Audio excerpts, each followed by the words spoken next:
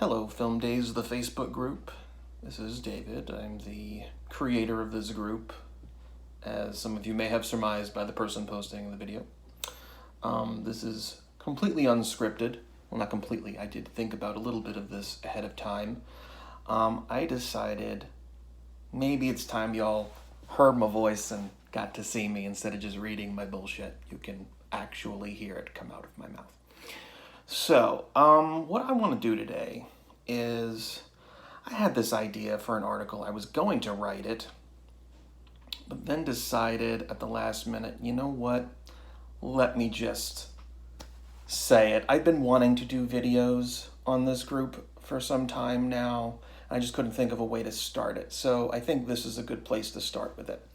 So I've had this idea in my head for some time that as I have gotten older and have been exposed to world events and learned a little bit about, American history and world history and just general, I've become more educated, or I really don't like the word woke, but it kind of fits what I'm talking about today.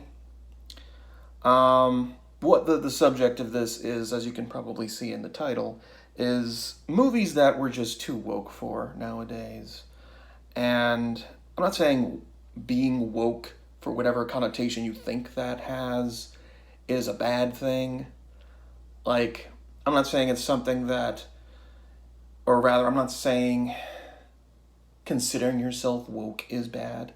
I'm not saying that we're all just like, oh, we know too much, and we think we know too much, and we just can't appreciate shit anymore. It kind of falls into this category. These are all movies. I'm going to talk about a couple of movies. These are all movies that I used to see growing up.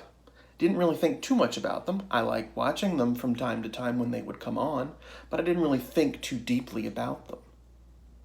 So now, having seen them when I'm older and really thinking about it, I'm like, wait a minute. Is that what they're trying to say here?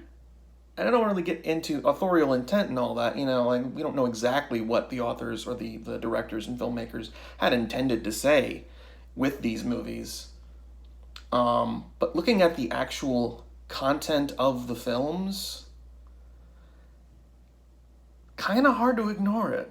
I mean, see, what really inspired me to come up with an idea like this was, it was really Leon Thomas, the creator and the writer for the show, and the I guess host of the show, Renegade Cuts on YouTube right now. Check him out. He talked about at least two of these movies, I think. Let me just have a look at my list here. Yeah, he talked about at least two of these movies. He might have talked about the others three of them. He talked about three of the five-ish movies. I'll get to that in a bit, that I'm going to talk about. So a lot of this is me just regurgitating kind of what he said. So if you really want to get a more in-depth look at the problematic nature of some of these movies, you may want to just seek out his videos if they are still up. I know he's been taking down some of his videos, either because of copyright strikes and whatnot, but like his old Jodorowsky videos, I was not able to find. He might have taken those down either because he just liked the quality, or because they might have gotten stricken by APCO. I forget what the name of the what's it called, the distribution company is for Jodorowsky's movies is, but maybe they struck it. I have no idea. But I would like to have rewatched them. It would have been a nice time killer. Anyway, and I'm going to include some spoilers here. Some minor, some extremely major spoilers. So if on the off chance you have not seen the following movies, and I'm going to go down the list, and you don't want to be spoiled, you may want to go watch them now, if you have the ability to do so. And if you don't, or you just don't give a crap, keep watching, don't. I don't know. I'm not making any money off of this. Who cares?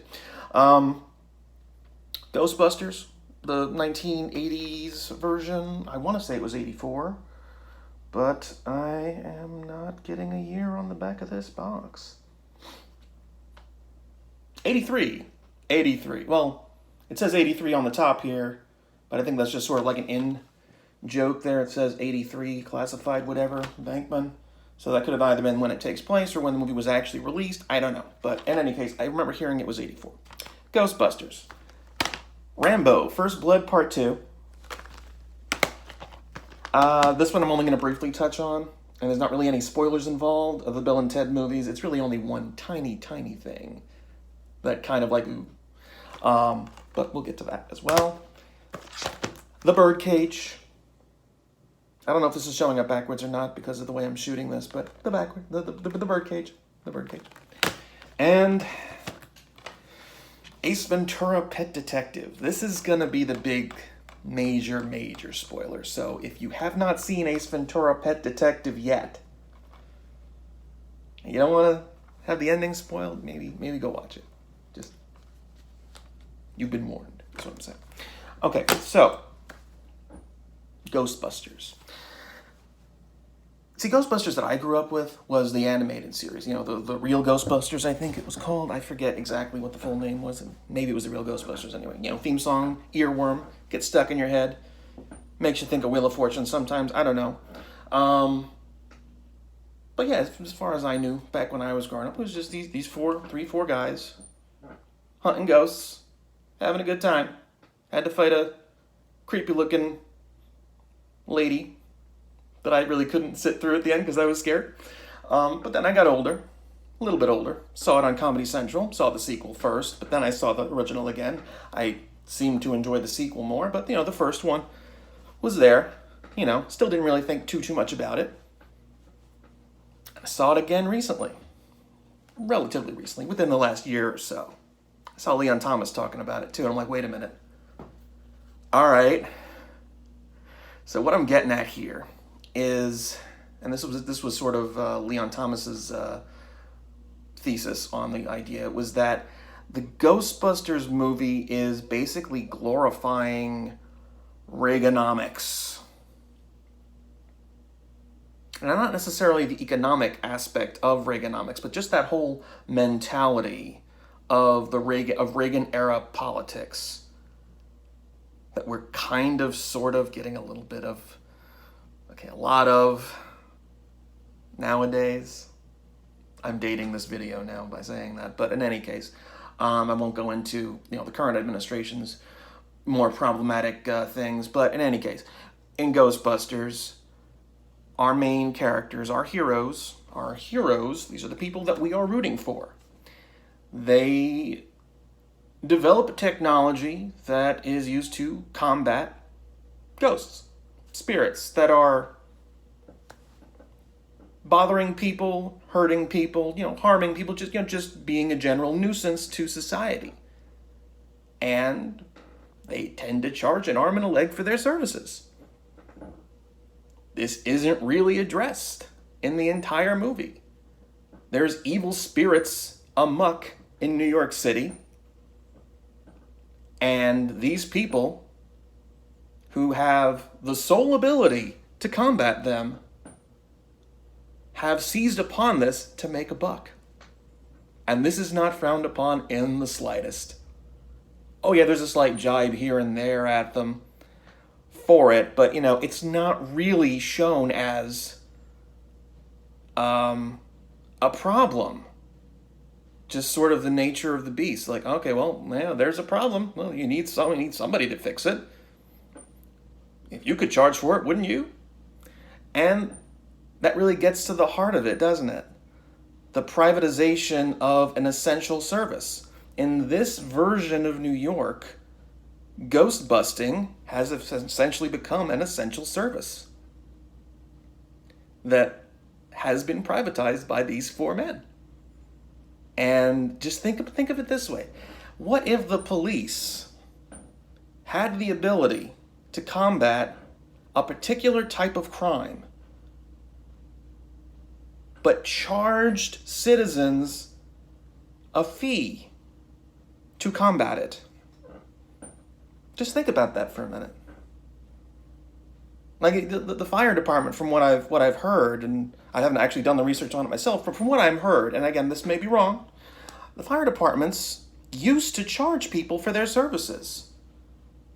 What people didn't realize at the time was that if this person's house is on fire and the fire department comes and they don't put it out because the people who live there can't afford to pay them, then that fire is going to spread and it's going to hurt the other people that could have afforded to pay for it, but didn't. So, the point is, this movie is depicting these men as the just regular businessmen just going about regular business. The free market at work. And one of the main tenets of Reaganomics was, let's give huge tax breaks to the wealthiest businesses, the wealthiest Americans, and then that will in turn allow them to trickle down onto the other people. They will reap the benefits of these tax cuts somehow. The tax cuts don't necessarily... the movie doesn't really talk about the tax cuts. It's not about the economic system in place. It's just the general mentality that businesses really can just do whatever they want because the business. That's the way business is supposed to work. There's no I'm missing the word here. This is unscripted. I'm missing the word. There's no sympathy for people who can't afford to fight ghosts, or who have no ability to fight the ghosts, and who can't afford to pay the Ghostbusters. It's just those people just don't exist in this movie. We never run into a situation in the movie. We're never presented with a situation where a family is being tormented by ghosts. They call the Ghostbusters and they can't afford to pay them, so the Ghostbusters walk away. It may be mentioned maybe once or twice, but it's never made a central figure of the movie. There's no balance to that equation, meaning that it doesn't, well, not meaning necessarily. It just implies that it wasn't in the forefront of the filmmakers' minds, that it didn't even occur to them that this could be something that would be problematic. It's just sort of a throwaway joke. I think when they talk about a hotel owner who is outraged by the price of their services. And that's just part of it. The other part comes in the intervention of the government, the mayor's office, the Department of Environmental Protection. They get themselves involved in this. And they are made to look like the villains. Because what do? They release the ghosts from the containment field because they're just assholes, I guess. Big government's an asshole. And the businessman is the good guy. These are the heroes. Now, they do ultimately save the day. They do put their own lives at risk at the end. We're not saying that the Ghostbusters themselves are bad people. Completely. But the idea is that they provide an essential service and they are charging a premium for it. It is something that could put people's lives at risk if they didn't do it, and they're charging for it. Now let me just close Ghostbusters now. I don't want to go too far into it. That's just the general gist of it. Again, Leon Thomas goes into more detail on that if you can find his video about it. But I do like the Ghostbusters movie. I do still like it. But now, when I see it, I can't unsee the Reagan-era mentality here. The whole government bad, big business good. I just can't unsee that. The comedy is still on point. The special effects are remarkable for what they had to work with. We're talking no CGI here. The stop motion is awesome when we've got, the two demon ghost dog thingies. Still a huge Rick Moranis fan. It's just me. I don't know. But I just can't not think about that stuff now when I see it. I try, but it's always in the back of my mind now because of what I now know. And again, the movie is still great. Don't want to shit on it. Not really trying to. Just saying. It's there. Now, what was I going to talk about next? Oh, yes. Speaking of Reagan, let's talk about Rambo. So, Rambo. All right, so a little bit of I guess, backstory here. I don't want to call it backstory. It's not really backstory. A little bit of context. That's the word I'm looking for, context. So, the movie First Blood, the predecessor to Rambo, it's basically about a Vietnam veteran who returns home after the war, is treated incredibly disrespectfully by a local police department for some reason. I don't know. I'm not really sure. I'm told that this was sort of a thing that was happening to veterans. They were coming back and from the war, and they were just treated like shit. And I'm told it still happens today. I'm inclined to believe it. A friend of mine actually works at the VA, or at least he did before. I don't know if he still works there now, but he did before, and yeah, it's a thing. So, the movie goes on, holding on to this message that just our returning soldiers are not treated well when they return after risking their lives to defend freedom. It kind of does give you the whole idea that Vietnam was this sort of hopeless thing that was a pointless war. You get that hint, you get that implication from the content of the movie. And because of the way he is treated in this town, when he's just trying to mind his own business, he's just trying to take care of himself, he is driven to the point where he basically hunts down these police officers so that they will leave him alone. And it ends with a beautiful performance by Stallone, if you can understand what he's saying, where he is having this argument or discussion with his former superior officer about how hard he worked on the front in Vietnam and how poorly he was treated when he returned and how little value America appeared to place on its returning soldiers. It's heartbreaking. And then from what I'm told, the original ending of it has Stallone basically killing himself. Doesn't happen in the movie, but I'm told that that's what happened in the original version of the ending. I don't know if that's what happens in the book or not, that it's based on, but that would have been a crushing ending. It would have also prevented them from making any sequels, at least not the way they did, but you know. But now on to the sequel. It kind of changes message a little bit. Like, let me just go to what leads to this. Stallone gets arrested at the end of the first movie. And I guess that's sort of a spoiler for First Blood, I guess. I don't know. Anyway, sorry. He gets arrested at the end of it. He's in prison. And he gets confronted by his former superior officer, the one he was having that heated debate with at the end of First Blood.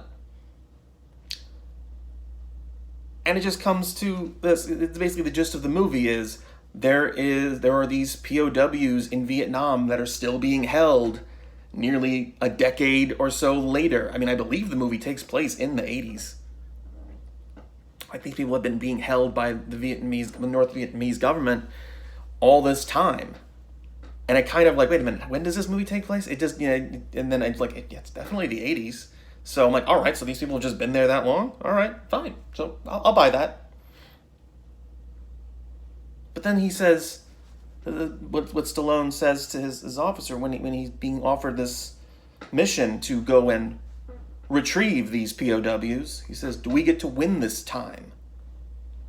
We get to win this time? What does that mean?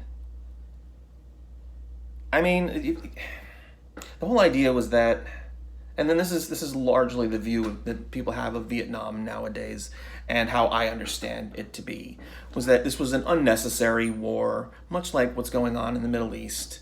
Very, very corporate, very, very, let's just stop the commies, let's just send them a message, that sort of thing, domino theory and all that stuff. And it was largely bullshit.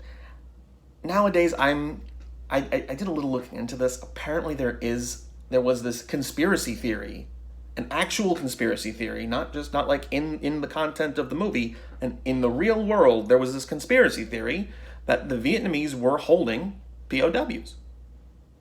They were holding American soldiers captured during Vietnam. Apparently, there's never been any evidence to support this, ever. But this was a theory that was spread largely by conservatives and Republicans during the Reagan era. To get people to join the army. I don't remember what exactly the context is. Again, Leon Thomas does do a better job of explaining this than I do. And I think he talks about both Rambo 2 and Rambo 3. So, you know. Anyway, what was I even saying anymore? Okay, so yeah, Rambo. I enjoyed the movie when I first saw it, and I first saw it before I saw the Leon Thomas video. And I'm like, all right, well, I guess that's not too problematic. And then I started thinking about it, and I'm like, wait a minute. Yeah, and you get a lot of wait a minute from me when I see it. That's going to be the general trend of what we're talking about with this video. I'm going to be like, I saw it, and I thought it was all right when I grew up. And then when I saw it again, I'm like, wait a minute. It's going to basically be that just over and over again. So be prepared for a lot of that. A lot of ums. And, yeah, so then it goes in, and, the Vietnamese are still being depicted as, the villains, when in reality, we were the invading force, And a lot of what we did there would be considered atrocities had it been done by someone else, And it's just this general idea that the U.S. military can do no wrong. And this was the message that the Reagan administration was trying to perpetrate during their time. And it still happens today when we talk about, the Middle East and all that stuff. And it's like, I'm not sure how I can actually enjoy watching Rambo anymore. And I will fully admit, when I was growing up, I didn't really watch these movies. Like, I knew of them. I didn't think they would be, too problematic. I knew that Vietnam was a part of at least the first one. I didn't know anything about the other ones.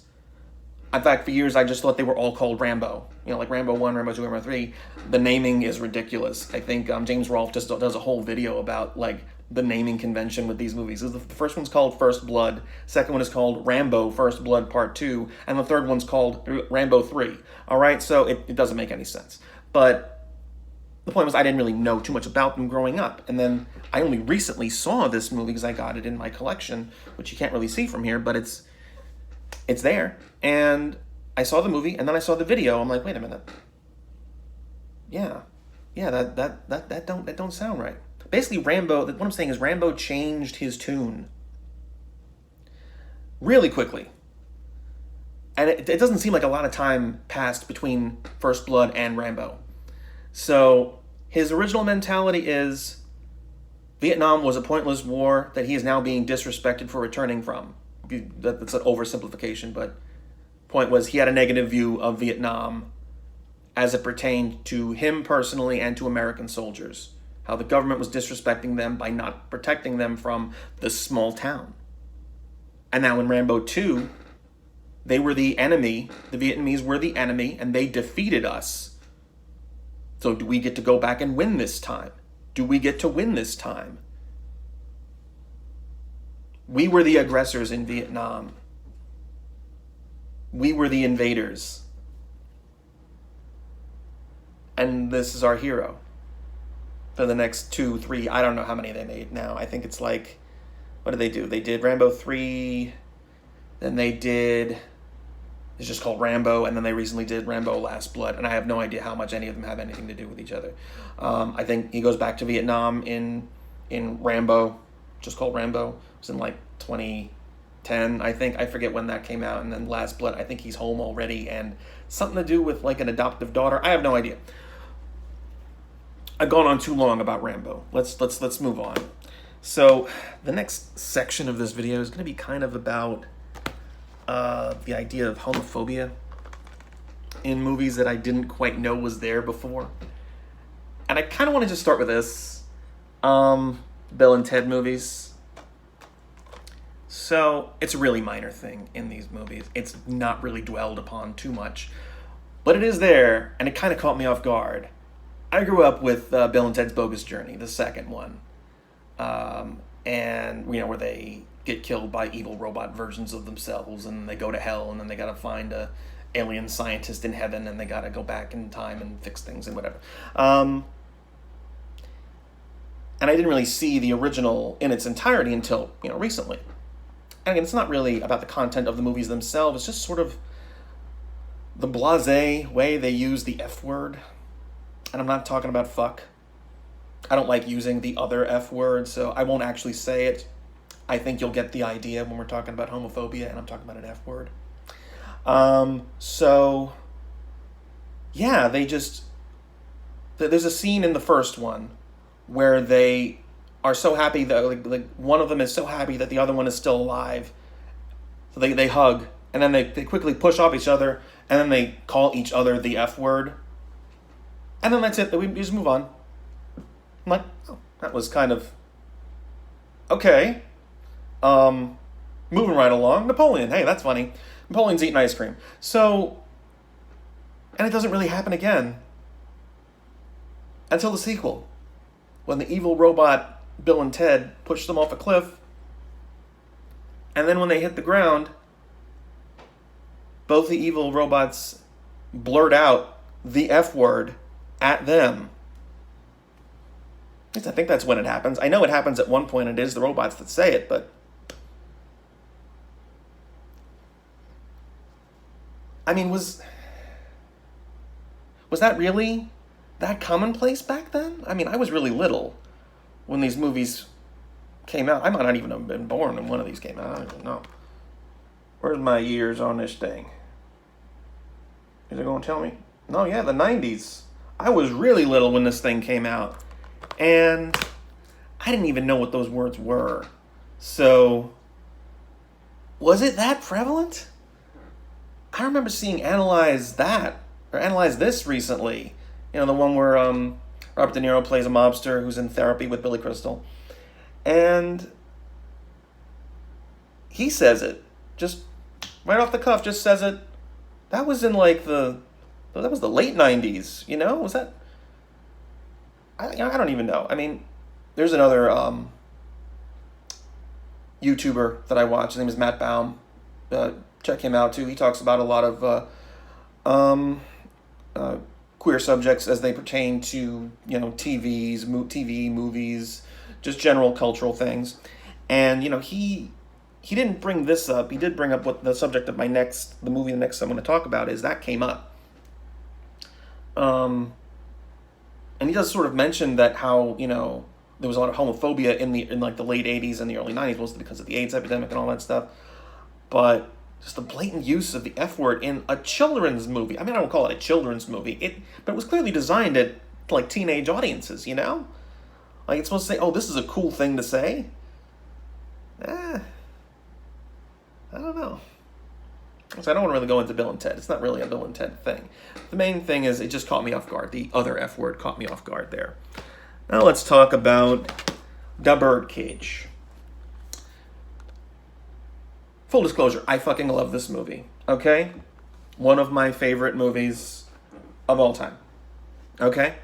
A little problematic. Now this is gonna be. I'm gonna issue another spoiler warning because I'm gonna mention the ending of another movie that I didn't mention at the beginning, and we're not really gonna talk about that, at least not now anyway. I'm talking about Grease. So spoiler warning: if you haven't seen Grease and you don't want to be spoiled, just go watch Grease. Be a nice little distraction from all this rambling and dead space and dead air and that. So the ending of Grease has Olivia Newton-John and John Travolta driving off into the sky. Rizzo finds out that her pregnancy scare was a false alarm. Olivia Newton-John finds out she just wants to be a punk. She wants to be a bad girl to please her man. Nobody learns a damn thing in this movie. Not a damn thing. Rizzo is afraid. Rizzo thinks she might have gotten pregnant by Kaneki. So there's a whole big plot of this going throughout the whole movie. There's some clashing between the two of them as it goes. Like, what are you going to do? What are you going to do? What am I going to do? I don't know. It's your fault. You're going to stick around. You're not going to stick around. I don't know. Whatever. End of the movie. Finds out. False alarm. Okay. You know, and Olivia Newton-John throughout the movie is going back and forth with, you know, what's his name? I'm already forgetting what his fucking name is now. Tony, maybe? I don't know. Travolta's character. Is Tony the one from Saturday Night Live? Not Saturday Night Live, Saturday Night Fever? I don't fucking know. Anyway, you know, they had this summer fling, and he's not the man that I thought he was. What should I do? Well, you should be like him. You should be a punk. But I don't want to be like him. I want to be a good girl. And then ultimately she decides she's going to be a bad girl. She's got the whole leather jacket. She's got the pink shirt. She's smoking a cigarette. And Travolta's like, whoa. And Travolta thinks he's trying to be good. You know, he's trying to change who he is, trying to improve himself, you know, to impress the girl. He doesn't want to be part of this lifestyle anymore. The drag races, the general punk thuggery. I'm copyrighting the word punk thuggery. I like that word. And he just like, oh, well, I guess she just wants to be that way anyway. So, all right, fuck it. I'm going to be who I am. I'm not going to change. I'm still going to be the bad boy. Let's go driving off into the sunset. Nobody fucking learns a damn thing. So, now we go to the Birdcage. The general plot of the Birdcage is Robin Williams and Nathan Lane are a gay couple. A moderately successful gay couple, openly gay couple in Florida. Robin Williams is Armand. He owns a drag club, which his partner, Nathan Lane's character, Albert, is the headliner in drag. Very, very progressive look at a gay couple for the time. Again, this was around the time Analyze came out, or just a little bit after the Bill and Ted movies, a few years after, you know. And Robin Williams' son from another relationship, from a past relationship, is coming to town. He's getting married. He's getting married to Ally McBeal. Not literally Ally McBeal, it's the actress. I forget her name. Calista Flockhart, was that her name? I don't know. They're getting married. And her father happens to be a conservative senator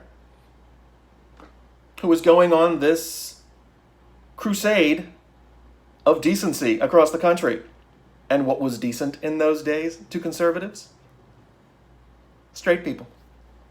Gay people were the plague upon the world that needed to be wiped out.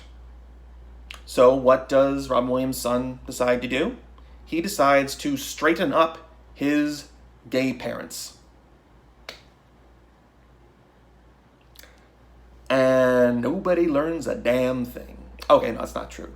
There is some minor character growth throughout. But ultimately, looking at what happens here, Albert disguises himself as a woman to basically convince the senator who's coming over for dinner that he is a woman. That the boy's parents are straight, just a regular family, well-to-do, actually. Attaché de Greece. I don't know what the fuck that means, but they use it a lot. And when it's finally revealed that Albert is actually a man, and that Armand is gay, and so is Albert, and this is the way they live, what does the senator do? He's in disbelief. He's shocked. You think he's learned anything at the end of this? The message in this ends up being a little muddled. I mean, yeah, the two get married. They do get married at the end. They are both at the wedding. And, you know, it's not necessarily how it ends. It's the thing. I'm just rethinking this now. Because it's not really the whole ending that's the problem. It's the whole impetus of the whole plot. It's that Armand's son is being depicted as the sympathetic party here. Like, he wants to impress this girl, but his parents are just too damn gay. Like, their being gay is inconveniencing them. Inconveniencing this young couple. So they have to change the way they are.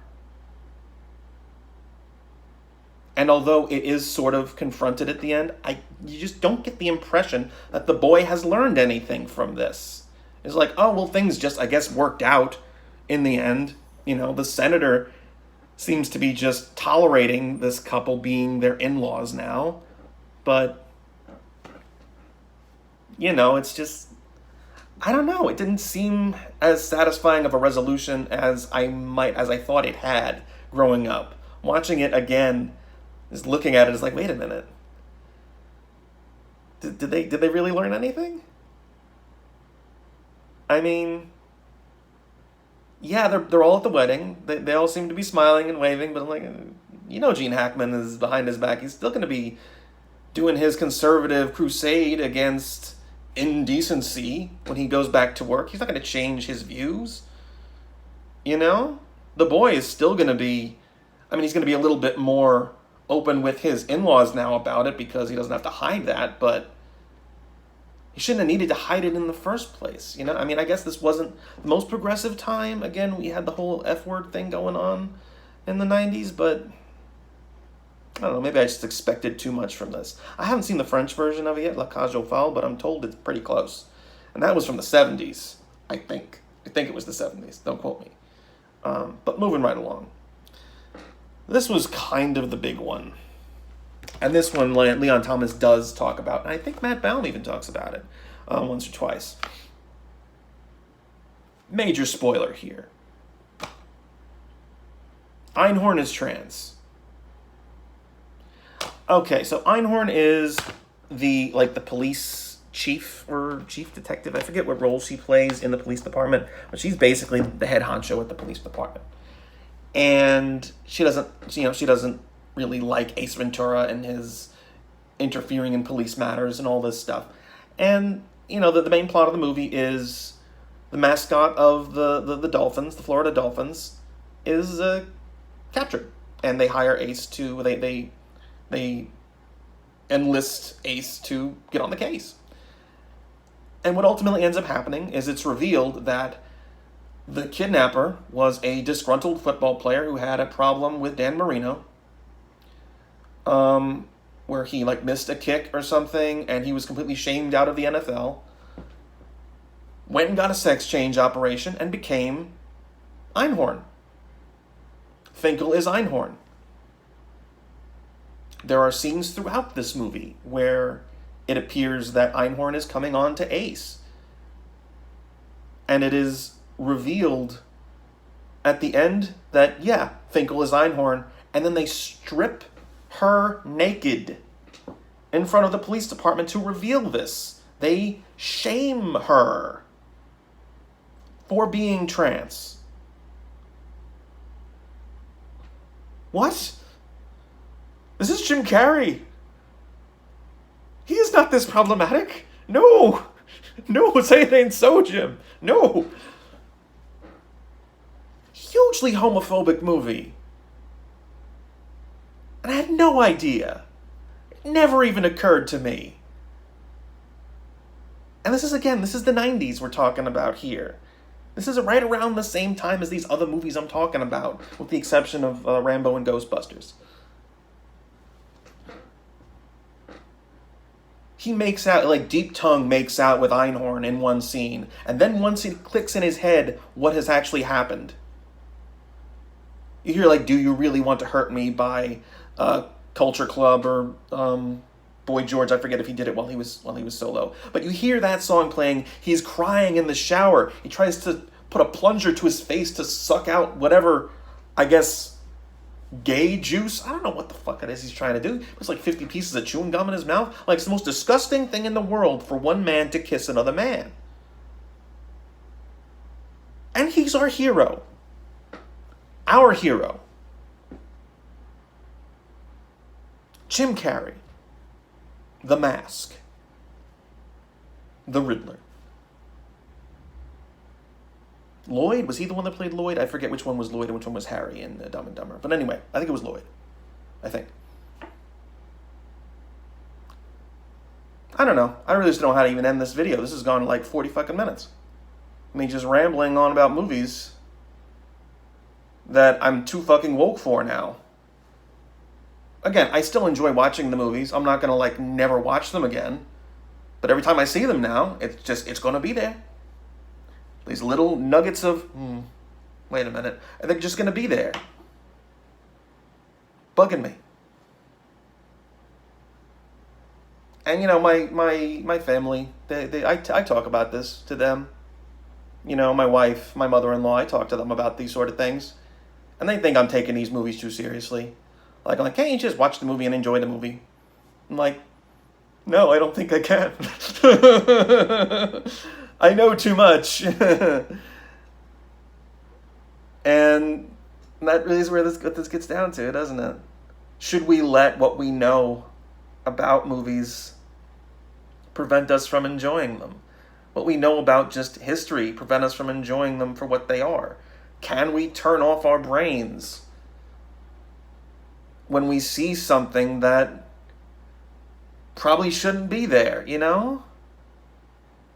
I don't know. It's hard. It's hard. Maybe I'm just making it hard. Maybe I just don't know how to turn my brain off. I've always talked about this when I'm filmazing movies that are like really, really dumb, that are really, really bad. Like Batman v Superman. That one you really have to turn your brain off for to appreciate. But with these, I don't know. Maybe it's just the culture we're in right now and how much news I have and politics I have ensconced myself with over the last 4 years. It's just hard to fully appreciate a movie when it's embedded in the crust of the movie. The movie has a crust, like a piece of bread.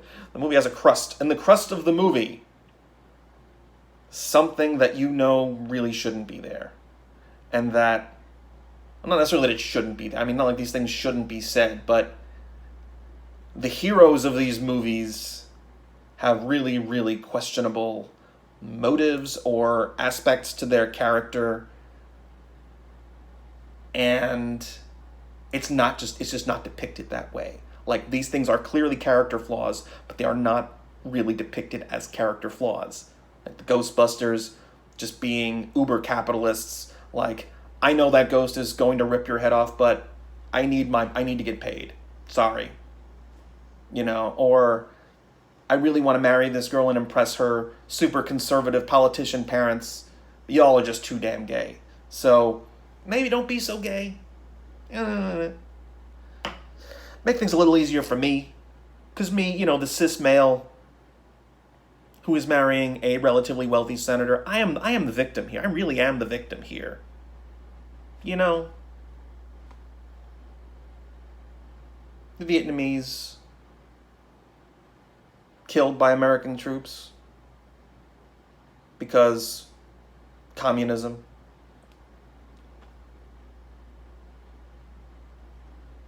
What else did I talk about? Bill and Ted. I don't know nothing about Bill and Ted. The point of this video is just like, there are just some movies, if you know too much, it's kind of hard to fully enjoy them. And it's not to say you shouldn't learn about history, but try to turn it off when you're watching movies. Unless it's your job to analyze a movie, to critique it, to pick it apart and, you know, deconstruct it. Maybe don't bring the politics to the movie. Let the movie bring the politics to you if you feel receptive to it. I have no idea what I'm even saying anymore. I told you before, I'm not a movie reviewer. I'm a bullshit artist. This is all bullshit. So, grain of salts all around. Grain of salts, that's nice. I used to be an English teacher. So, yeah, this has gone too long already. I'll be talking to you later. Keep watching, bitches.